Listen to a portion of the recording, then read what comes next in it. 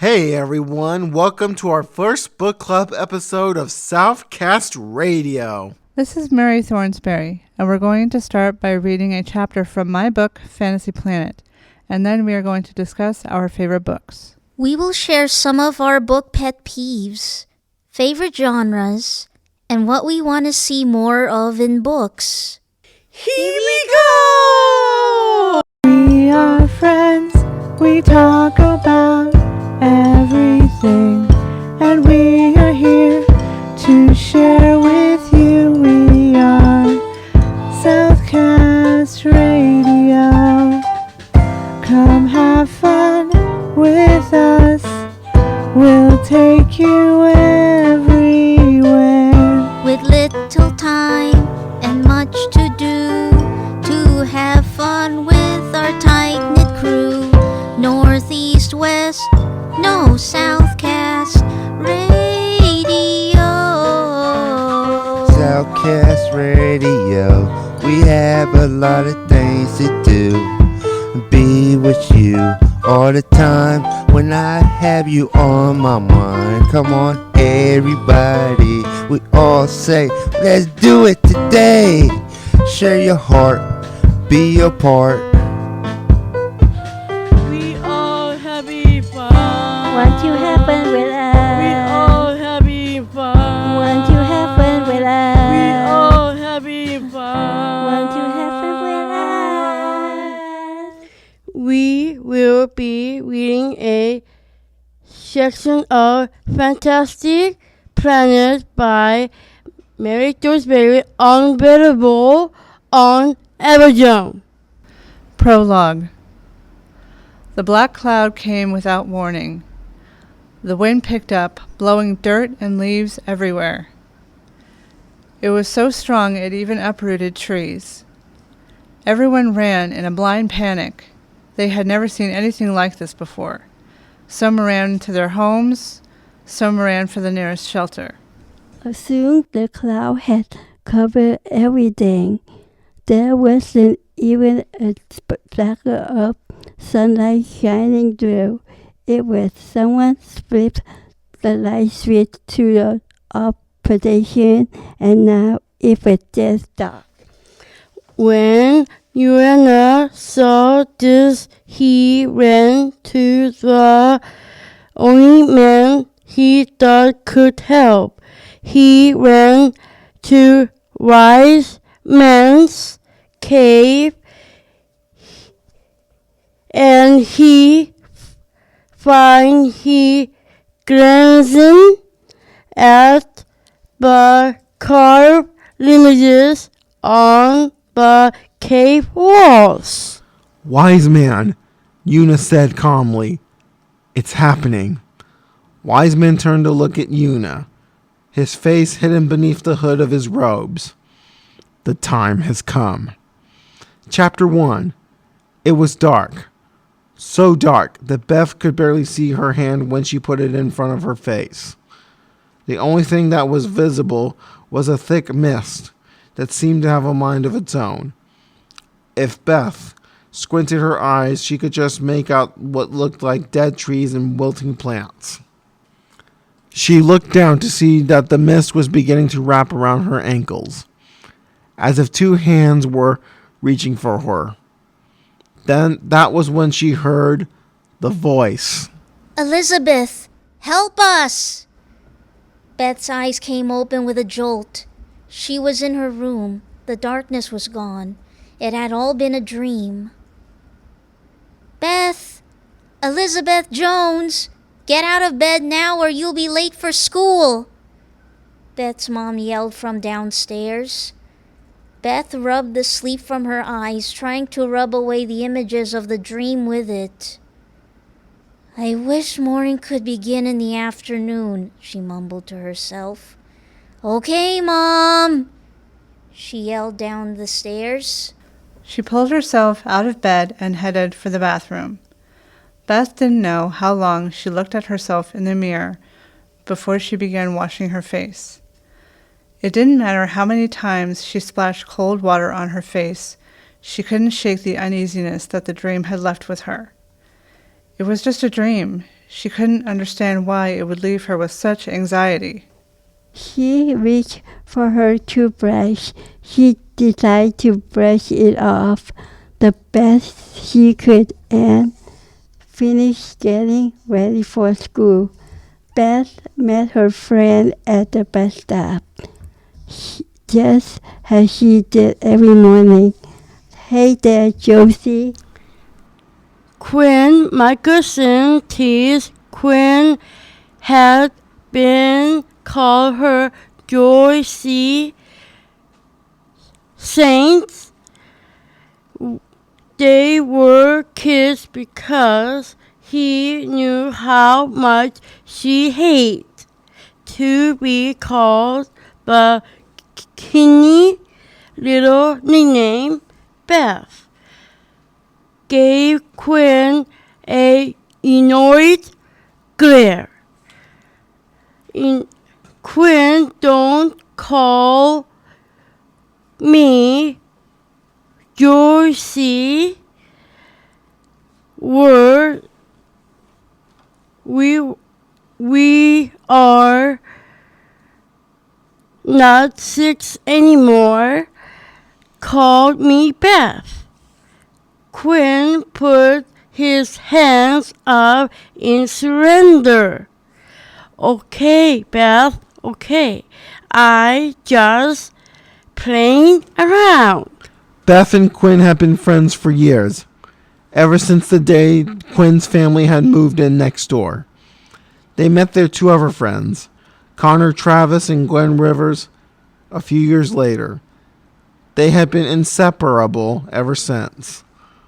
Literally, even when they tried to do stuff apart from each other, they couldn't. They unintentionally signed up for the same classes at school. They liked the same food. They even had the same birthday. It was as if each one of them was a magnet and they were being drawn to each other.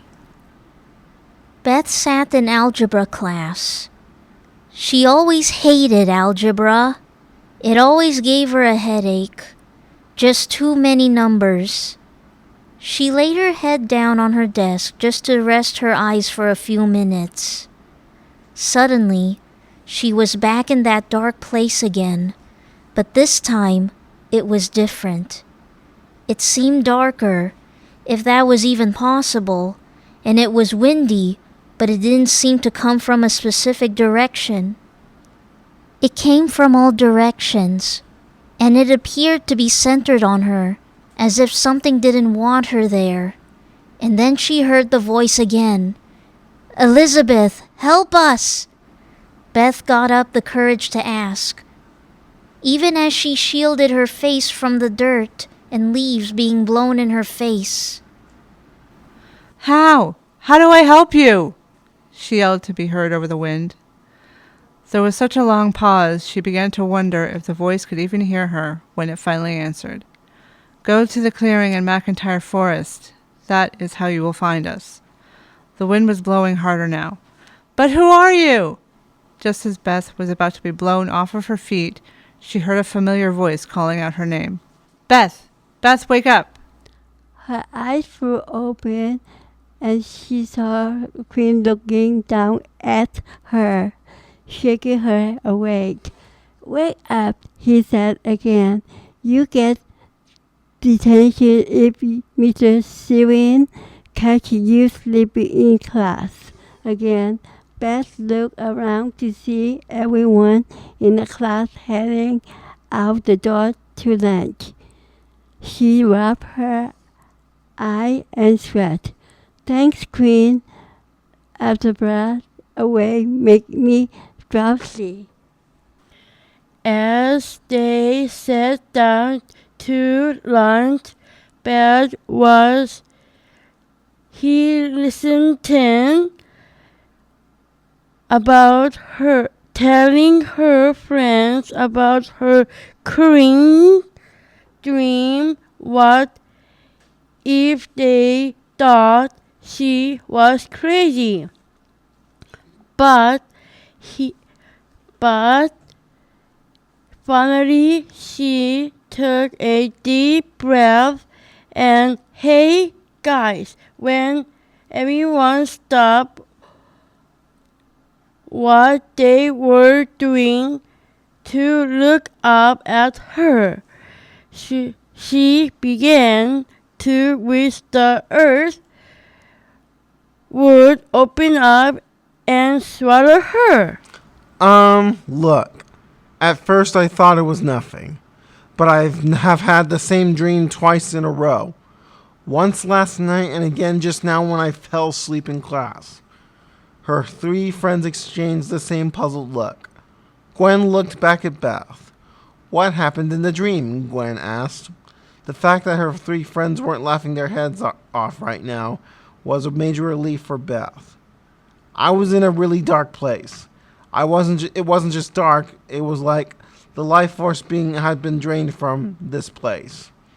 The only thing I could see was the mist that almost seemed alive, and there was... Always asking for help. Quinn interrupted without looking up from the table. Beth looked at Quinn. Yeah, Quinn. How did you know? Quinn finally looked up at his friends. His face was beginning to bead with sweat. Because I had the same dream. With a small gasp from Gwen, she looked at Quinn and Beth. So did I, she said. As if scripted, all 3 of them turned their heads at the same time to look at Connor. Yeah. That one word was all the response he could give. Beth couldn't help letting a crazy little giggle pass her lips. Okay, I've heard of people having the same dream more than once, but I've never heard of 4 people having the same dream at the same time. I know, it's weird, Gwen said. What do you think it means? We hope you enjoyed hearing the first chapter of Fantasy Planet. If you would like to hear the full story, you can purchase it and other books on Amazon.com by searching Mary Thornsberry in the search bar.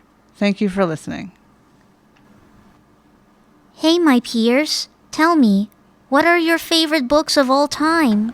Wizard of Oz, because it has a good movie as well with music. Dorothy has a cute dog, and I like the magic. My biggest pet peeve with the movie is that I wish they had used the silver slippers depicted in the book instead of making them ruby slippers. Why is that? Because the movie was in Technicolor, so they wanted a brighter color than silver for the slippers. Now they always have ruby slippers whenever they have an interpretation of The Wizard of Oz. My favorite children's picture book written and illustrated by Ezra Jack Keats called Apartment 3. It's about 2 brothers on a rainy day in the big city, and they hear someone in their apartment building playing the harmonica, and they are trying to figure out why. I think they learn how to be good neighbors and work together. I remember the very first book my mom gave me, which was a children's Bible with beautiful illustrations. It had historic images and trivia and definitions. I had a cassette tape where they say, "Ding, turn the page," of The Lion King. It was a side story where Simba was playing hide and seek with Nala. I had one of those, except it was Aladdin. My next favorite book was the very first book I ever read. Winnie the Pooh was looking for Piglet. I read it all by myself, and it was my proudest moment at age 9. My favorite is The Lion, the Witch, and the Wardrobe by C.S. Lewis. I always loved reading books about people going to other worlds. It tells the story of siblings who go into the world of Narnia, and there is a side story where the siblings were sent to the country to avoid the bombings during World War II. And there are two older siblings and 2 younger siblings, with the messaging about sticking together through differences. I heard it is inspired from Christianity. The story is really good, and it was a painted picture of what the world would look like. Some people may not know that The Lion, the Witch, and the Wardrobe is actually the second book in the series.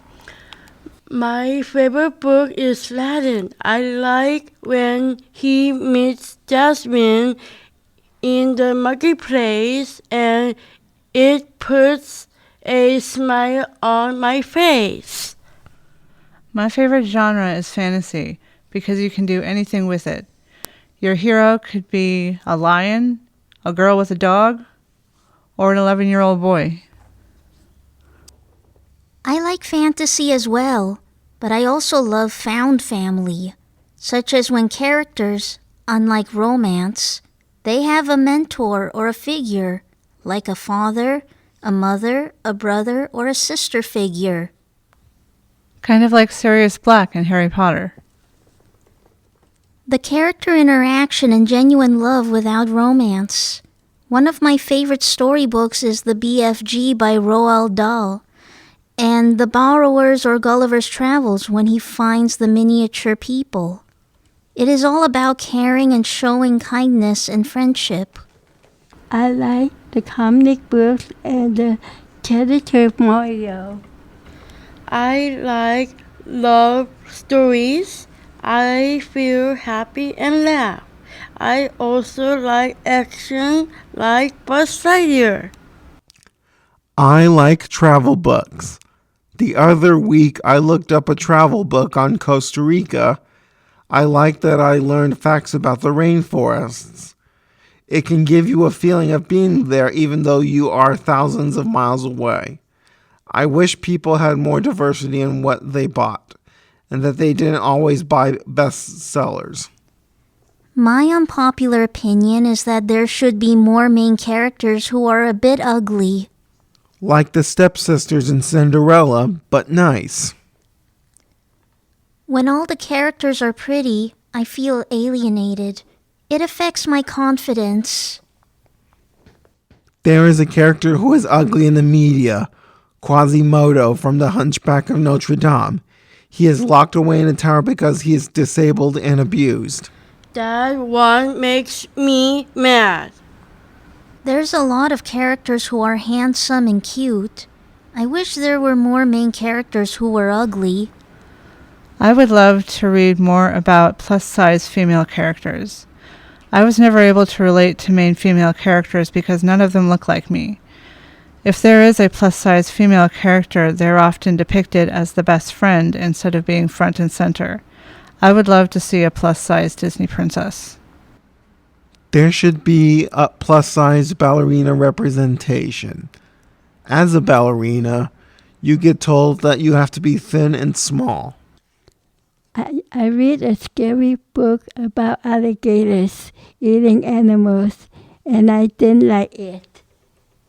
My friend calls alligators meanie dinosaurs because they're scared of those reptiles. I would like to see more books about giants and tiny people. I want to see more interactions with creatures such as, like in How to Train Your Dragon, where you befriend a dragon and interact with it. It is sweet to see a giant character being gentle and kind to a tiny character. I am writing a story about this called The Tiny Giant, which is about a girl being raised by a giant. They should make more stories about ogres. I do know they are making a 5th Shrek movie. Shrek is kind of a bad guy, but then through the rest of the series, he grows. Shrek isn't a bad guy. Everyone assumes he's a bad guy because he's an ogre. I would like to see more LGBTQ plus characters in fantasy. I've been trying to work more LGBTQ plus characters into my books. I wish there were more male witches, warlocks, and sorcerers. I know we have Harry Potter, but lately I've been seeing more female witchy books than male witchy books. In conclusion, read more books. Explore different worlds. Listen to more audiobooks. Reading books is fun. And now a poem from Eva June. Eva's regional poem. There are many different books from Disney. Lovely books makes me happy to read poetry, rhymes, and it describes memories and feelings. They are a poem that I like, with cuteness and happiness too. I wrote a poem about holidays. There are many different types of poetry books. Thank you for joining Southcast Radio for our book talking episode. This has been your best buddy, Eva June. Keep up with the action on YouTube, SoundCloud, Spotify, TikTok, and Instagram. See you next time. We are friends, we talk about everything, and we are here to share with you. We are Southcast Radio. Come have fun with us, we'll take you everywhere. With little time and much to do, to have fun with our tight-knit crew. Northeast, west, no Southcast Radio. Southcast Radio, we have a lot of things to do. Be with you all the time when I have you on my mind. Come on, everybody, we all say, let's do it today. Share your heart, be your part. We all happy fun. Want to happen with us?